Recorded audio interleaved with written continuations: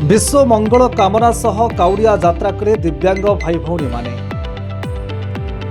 पवित्र श्रावण मासरे नाथनाथ भोलानाथଙ୍କ ଉପରେ जलाभिषेक लागि शिवालय मानकरे काउड़िया मानक भिड़ जमी थाए, किंतु एथिरु टिकिए भिन्न चिंता करिसेंती श्री जगन्नाथ चैरिटेबल ट्रस्टर कर्मकर्तागण। जिले में दिव्यांग भाई मानक एकत्रित करी जलाभिषेक करिवार नूतन प्रचेष्टा आरंभ करिसेंती। केन्द्रापड़ा जिलार तीनिमुहाणी निकटस्थ गुलनगर ग्राम पंचायत नाउपाड़ ग्राम निकट गोबरी नदी पानी उठाई कजला स्थित बाबा वीरेश्वर महादेव पीठ में जलाभिषेक कर दिव्यांग मानक ट्रस्ट पक्षर समस्त सरंजाम जोगाई दिया।